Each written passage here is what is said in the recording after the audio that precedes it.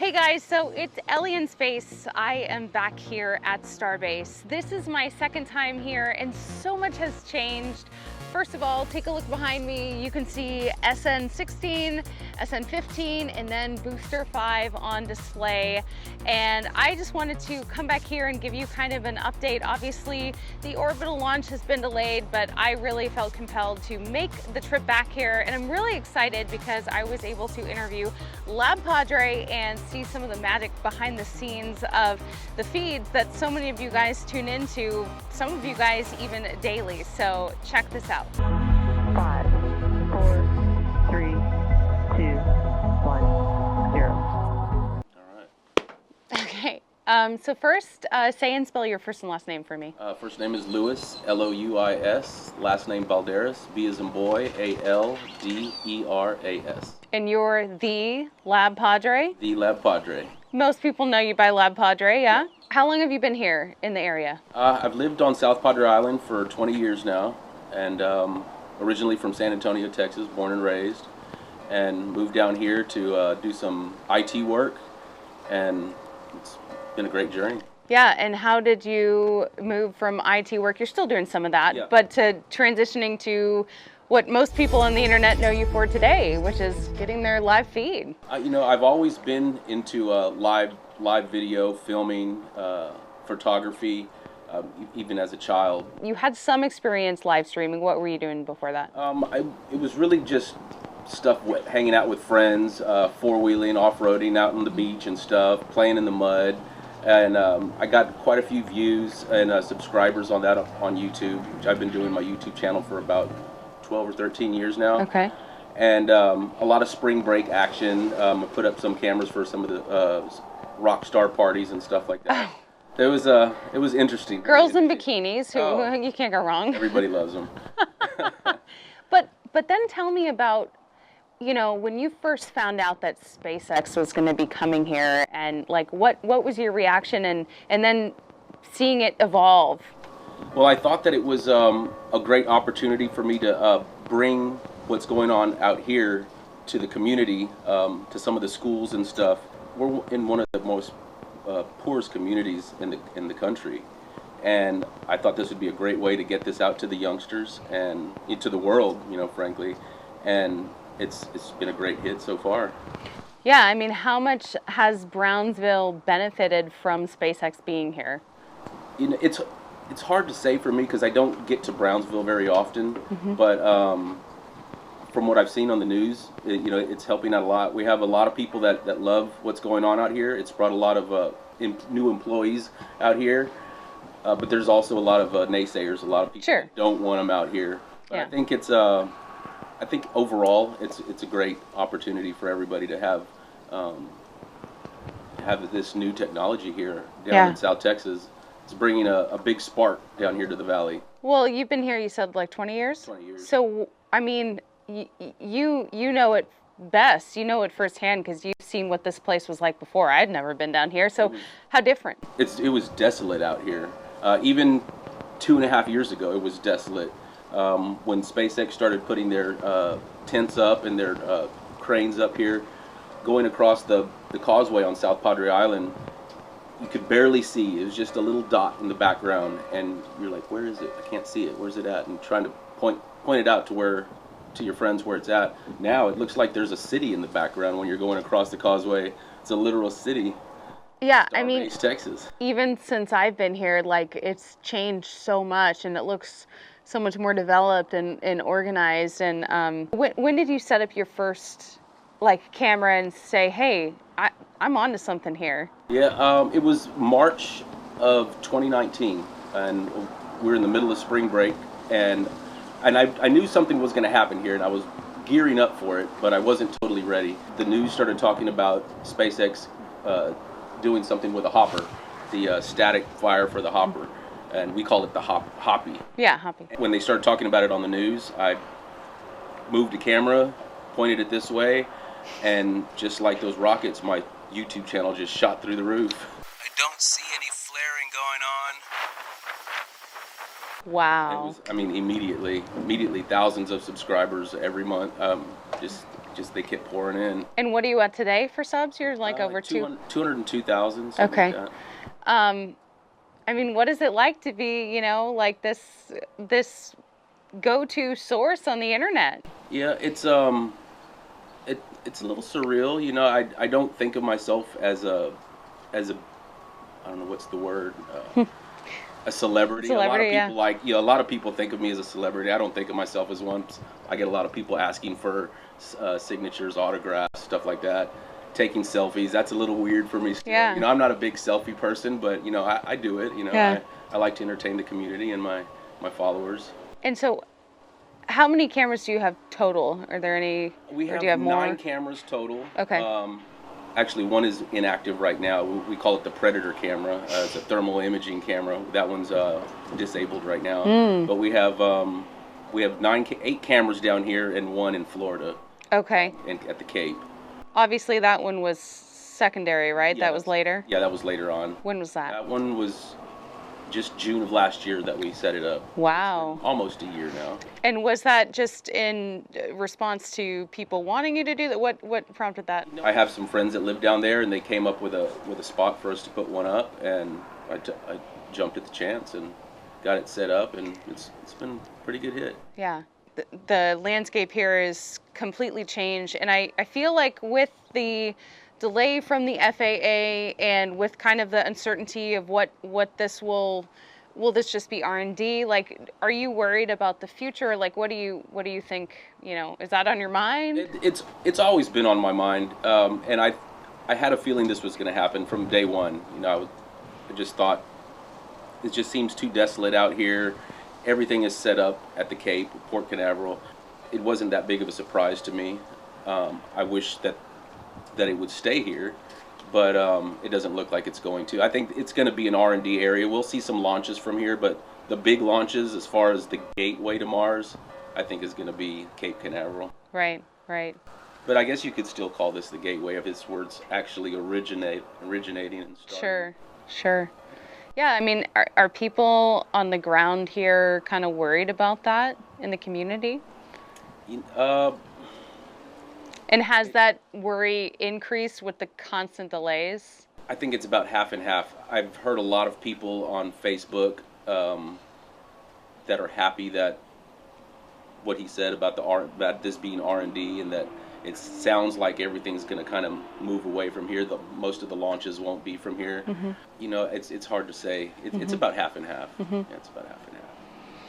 What do you think people should know? Not everyone's going to get the chance to come out here, but what do you want people to know about this place that, you know, they just see it on the internet?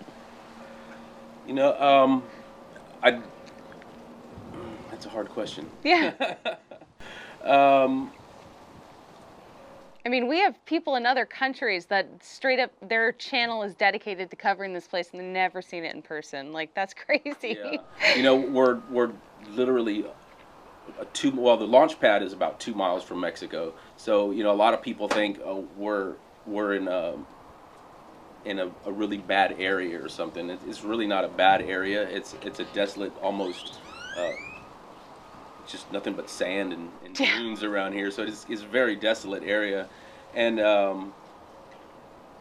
I think people should know that it's a beautiful place, and I think Elon Musk wants to keep it that way. A lot of people think that he doesn't care about the environment, and sometimes it seems that way, but they're working with the FAA closely and the environmental people and making sure that everybody's going to be happy. So I think that's the main thing that I'd like everybody to know, that SpaceX is not just putting the environment to the side. Right. I think they're working closely with them to make sure everything is on the up and up. Now, have you been able to interact with Elon?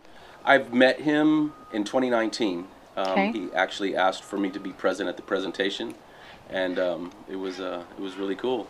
Yeah. We were surprised. We knew we were going to the presentation. We didn't know we were going to meet him. And when we walked up, they were looking at our IDs, and they said, "Oh, Louis Balderas with LabPadre, come over here." And they brought me to the side, away from the rest of the media, and they said, "We're going to take you in the Stargate facility and give you a little different experience than everybody else is going to get." And I was like, oh, what's going on here?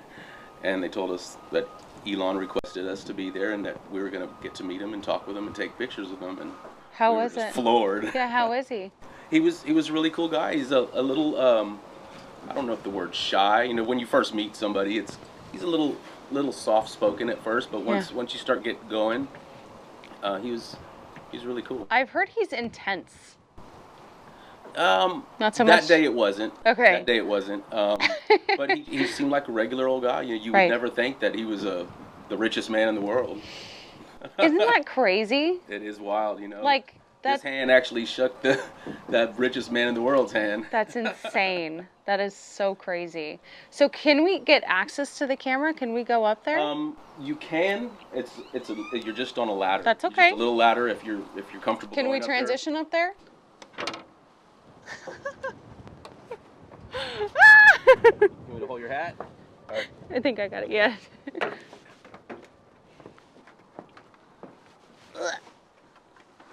Okay. There you go. Salutations, everybody. Okay, where? So, Donde? the camera's behind here. Okay, so show me. So, and then tell me real quick, like, about this location. You said this is the one where you watch the launches. Yes, this is where we watch the launches from. We call this the Raptor Roost camera, and we call this place the Raptor Roost. This watches the launches from here. We also set up cameras downstairs, on tripods that I actually manually move. Is this your most popular camera? No, actually, no. The Really? closest cameras out on the beach area are the most popular. Okay. How far are those from here? About 2.5 miles. Okay, maybe we could have stop by one- there real quick. We have one camera right across the street from the launch pad, Okay. which is, literally 100 yards from the launch pad. Whoa. And then we have another one that's on the beach itself, which is about 1/4 mile. And then there's a tower about 3/4 of a mile from the launch pad, which is kind of similar to that tower over there, with 3 cameras on it. In terms of like the timeline for competition, who was here first? And we won't name any names, but like, is it becoming more competitive? This streaming? Yeah, it's definitely competitive. I don't like it to be competitive, Yeah. but it is what it is. There's no way around it, really. Right. There was one person that was live streaming just about a month or two before me, from the island as well, shooting 6 miles away. And then I joined in afterwards, and then it just keeps on rolling. People want to be out here and film and want to be part of the whole SpaceX deal. Well, and tell me, like, people across the world so appreciate your coverage because not everyone can be here. Like, tell me what kind of, support you get globally. I get tons of support, tons of donations. I have people that, when they meet me, they cry and tell me that I've brought so much joy to their life, especially during the COVID times. Yeah. There's some people that are still locked down overseas. Right. A lot of people from overseas just love what we do and give them the opportunity to see what's going on here since they're stuck being indoors, not being able to go. I think things are lightening up now, but it's a little weird, when people come to me, they cry a little bit, tell me how much they appreciate what I do for them, and I've changed their life, brought them out of depression. It's a really good feeling, actually. Wow. And I was watching your live stream, as they were stacking, and you had some crazy donations even. Like, does that just blow you away that people are willing to, like, just drop It does. money on a super chat? Yeah, it definitely does. It's some of them are, in the hundreds sometime, which is really blows my mind that people would do that and have the money to do that. But I don't expect it. Yeah. And just their presence in my YouTube chat and being a subscriber is all that I really care about. Are you a one-man band? Out here, I'm a one-man band. I have 1 or 2 people that help clean the camera every now and then. Keith down here helps me from time to time since he's close by. I was gonna say, this is his property, right? Yeah, this is his property. I lease it from him. So he helps me from time to time since he's right here, because it's a 45-minute drive here and a 45-minute drive back from South Padre Island. Wow. So it's hard for me to get out here really quick, and especially like if there's going to be a road closure and some of the cameras are dirty, I'll call him early in the morning. Hey, can you get out there and clean it up for me? Because I'm not going to be able to make it. So he helps me out a lot. Behind the scenes, I have a whole team, a whole fester of people working for me in Discord channel, YouTube chat, moderators, administrators, people that help collect my video for archives. Now, I gotta know, pre-SpaceX coming here, were you like a rocket fanboy? Was this your thing? Or... I wasn't like super rocket fan. I've always been into astronomy, space exploration. As a child, going to the Johnson Space Center in Houston was always a pleasure. My dad would take me up there. My parents would take me up there. So that's always been fun. I've always had telescopes, taking astrophotography. Oh, wow. But as far as the technical portion of it, I'm not really that into it. I just like seeing it, and I like filming it. And that's your specialty. Yeah. So let's take a little closer look, and maybe you can walk me through what we're looking at here. So this is the Raptor Roost camera, and it takes the view from this angle here. We have the radio antenna, which connects to our tower that's a couple miles down the way, and we get all our Wi-Fi and internet service from the islands 7 miles away, and we use radio dishes like this to repeat the signal down here. Wow, so cool. Yeah, it's a little people freak out when they're like, how are you getting your Wi-Fi out here? And and they're amazed that it's coming from 7 miles across the channel over there. Yeah, looking at that doesn't look like a camera. Yeah, it's in the front. Yeah. Look at the front. That's where the actual lens is. Yeah. Let's see it. It is live, so. Oh. Oh my gosh. Don't bend over. Yeah. I can't even see. There is no audio on this one though. Can they see me? There's probably going to just be a blur since it's kind of zoomed in to the. Oh my God. To the wide bay right now. That is so cool. This one mainly is for watching this side of the high bay of the production facility, so they can see what's going on. There's been a lot going on. Yeah, and then of course the launches. When there's an actual launch happening, this camera's watching it, but my camera on my tripod that I'm manually using is the main feature for the launches. Look at the Mechazilla. I so wish the timing would have been that I could come here and see it fully stacked, but just means I have to come back. Is he telling me to go on this side? Yeah? I think so. Yeah. Hey! Thanks for checking it out. Yeah. It's going to be really muddy. Okay. You might want to walk this way. I am on a beach. So tell us what we're looking at. Okay, so this is my camera tower and radio tower. We have 3 cameras on it, 3 radio dishes, and a weather station. It's all powered by solar and batteries. Okay.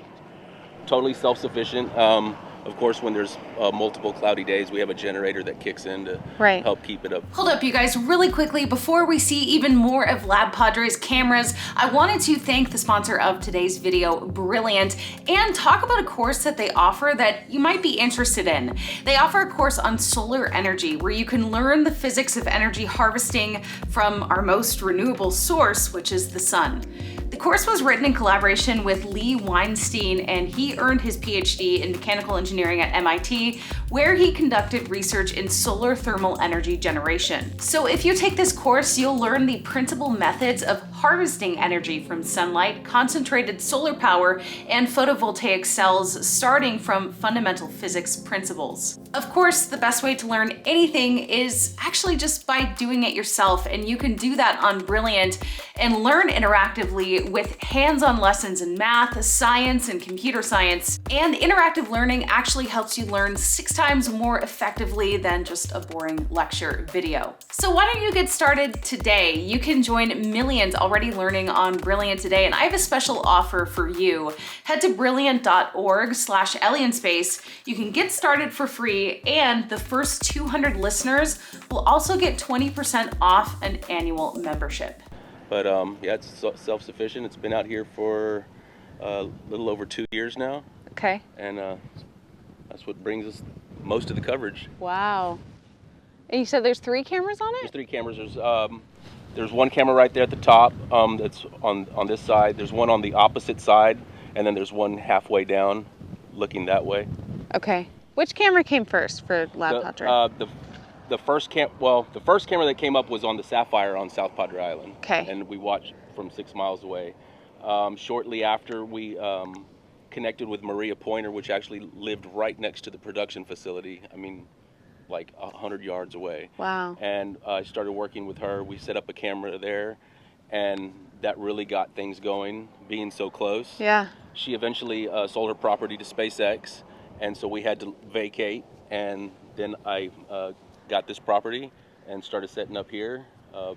The main camera we call the Nerdle camera. Okay. I'm not sure if you know heard that term before.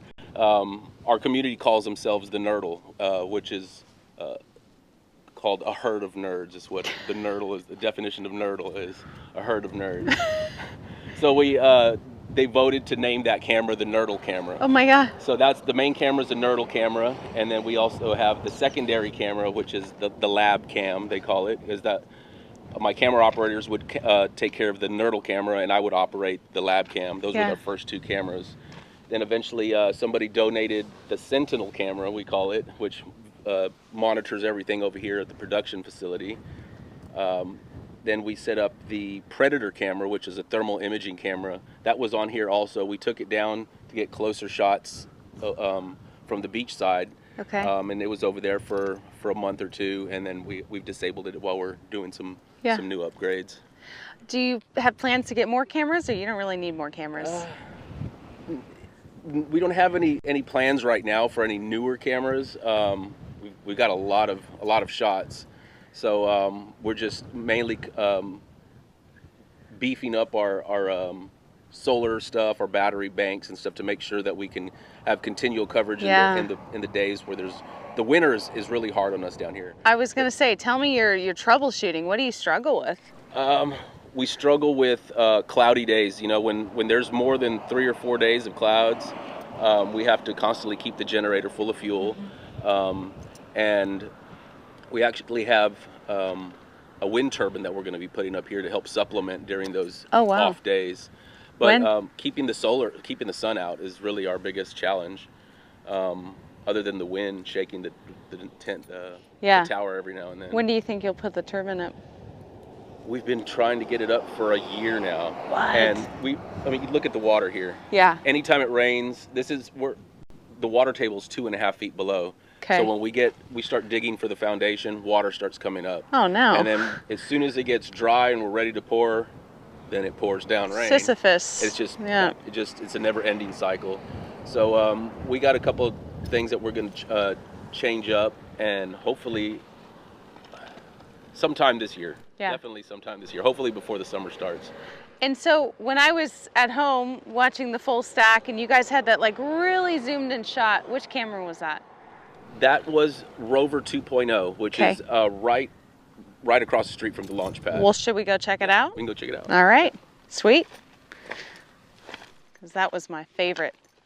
That's why I tuned into your coverage. Yeah, it's right there. Yeah. It's right there. It's amazing. Would you say that the space community is, I mean, you know, I'm pretty new to the scene, and, you know, we had Marcus House kind of in that chat. Like, have you seen it grow on the internet? Oh, yeah. Yeah. It grows. It grows every day. I've met a lot of new people in person and on the internet, and it's a really tight community, and I love meeting new people like that, especially that are interested in what we're doing out here.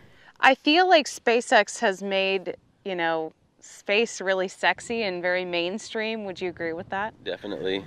You know, in the older days, space shuttle days, it didn't seem like many people cared about it as much.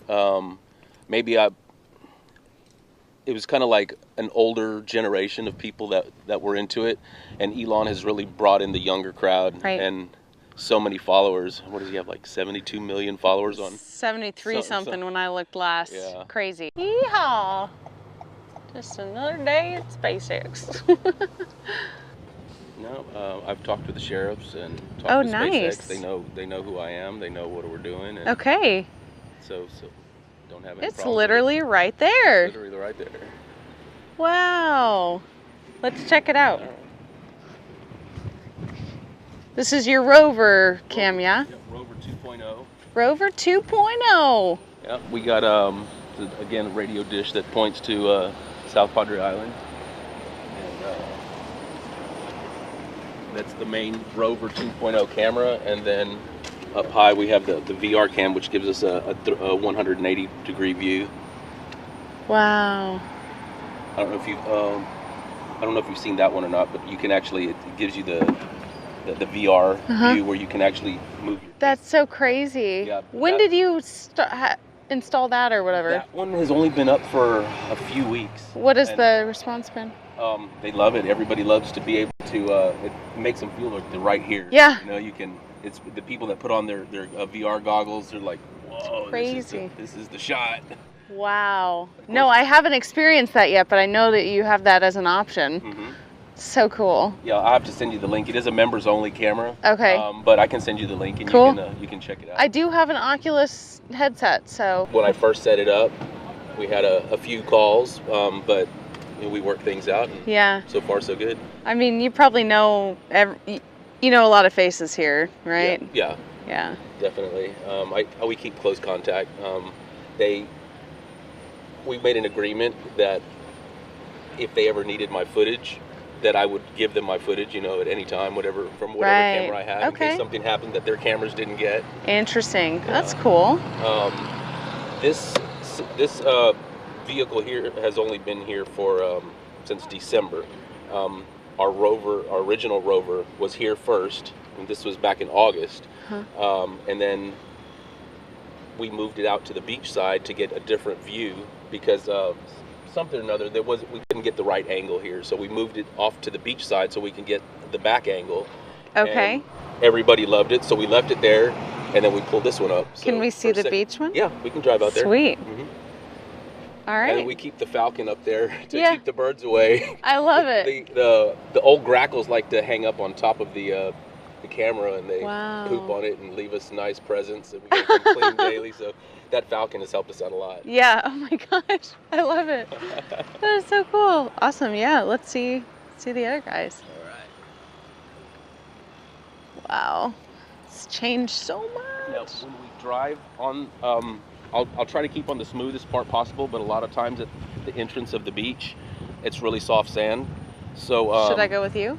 I don't have any No room. I'm just room. totally No, booked that's with fine. as big as a vehicle I That's have. fine. I'm totally full. No. You'll be able to make it. Just don't let off the gas. Shoes are for squares.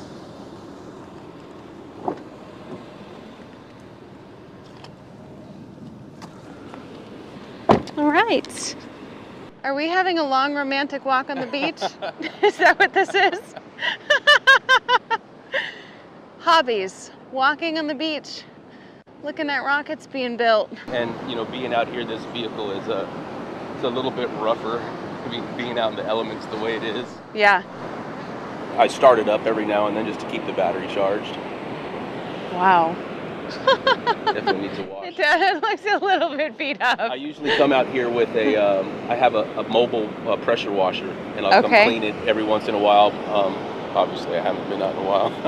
Now, the part about you being demonetized in 2020, can we talk about that a little bit? Just about, because, I think behind the scenes, things aren't flawless, and so that was a tough experience. So just kind of recap a little bit. Yeah, it was back in, I think, March or April of 2020. All of a sudden I got an email from YouTube telling me that I was demonetized due to my content being violent and abusive. What? So rockets exploding is violent and abusive? Wow. And I spent a few days trying to contact them. And the bad thing about it is when they demonetize you, they take away your avenues of contact. So usually I can chat with somebody live. Yeah. And that disappeared. As soon as they demonetized me, that option disappeared on my dashboard. There was no way to contact them. Oh my gosh. And I was sick to my stomach. And I was out of town when it happened. And I was like, oh God, what am I gonna do? Oh my gosh, yeah. So when that happened, that's when I knew I can't just give up my regular job. I was going to say, so the reason why we kind of got into this conversation is, you know, I asked you, could you go full time? Would you want to go full time? And I'd love to go full time with it. I don't want to take risk. that. Yeah, There's risk. There's definitely a risk there. Yeah. So that happened in 2020, and about 6 months later, it happened again. That time, it was only about 48 hours. Wow. And I got it back. But both times you used Twitter, kind of to. Yeah, I used Twitter to contact YouTube because there was no other way, and I noticed that. I read some articles online and saw that there was some people that used Twitter as a platform to ask YouTube what the hell was going on. Yeah. So I gave it a shot, and it worked for me.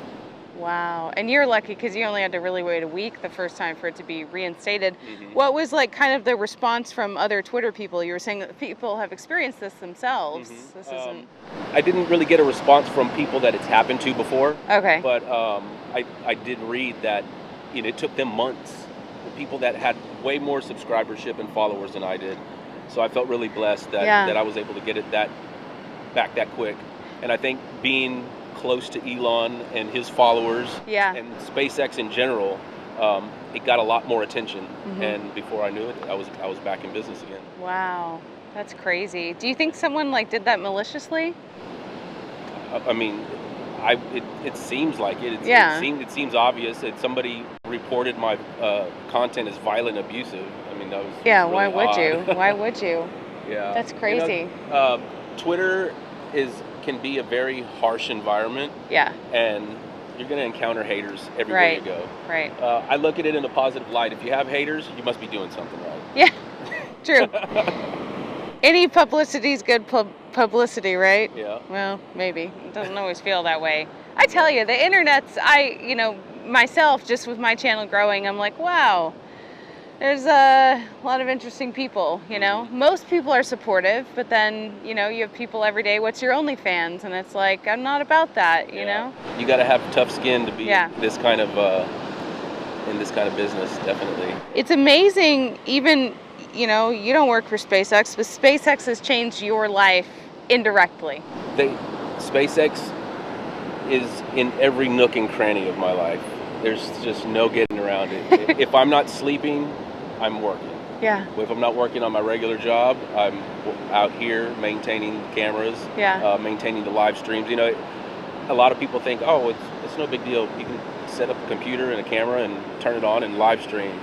It's not that simple. Yeah, tell me why. It can start to be, you can set it up simple, but, for one, we work off of solar panels, batteries, the harsh environments you can see here. Things rust really fast out here, so we're always maintaining nuts and bolts and keeping them lubricated to be able to swap equipment out. The wind out here is horrible. You don't say. Cell coverage out here is horrible. Yes. So it's hard to communicate with people. True that. What else? The drive from South Padre Island and back and forth, it's pretty much a 2-hour round trip for me when I come out here. So between that and then coming to do whatever work I have out here, there goes more than half the day. How often are you coming out here? During the winter, I come out almost every day. Because you have to. I have to. Well, there's the sun's out shorter time for the sun. Lots of cloudy days, so I'm always have to check the camera, check the batteries, make sure that they're going to be all right overnight.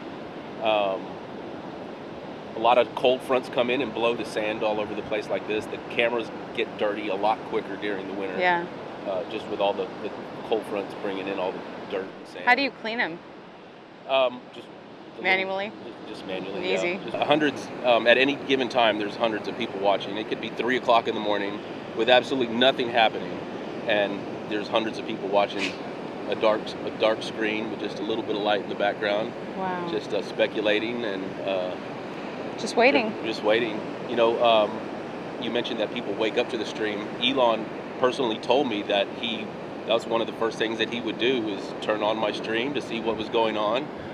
He said that it's easier for him to watch my stream to see what was going on than rather make a call to ask what was going on. Wow. And this was back again. This was back in 2019 before Yeah. he lived here. Right, so right. Now he's here daily, so he can Right. see everything that's going on. Wow. But when he told me that, I was like, whoa.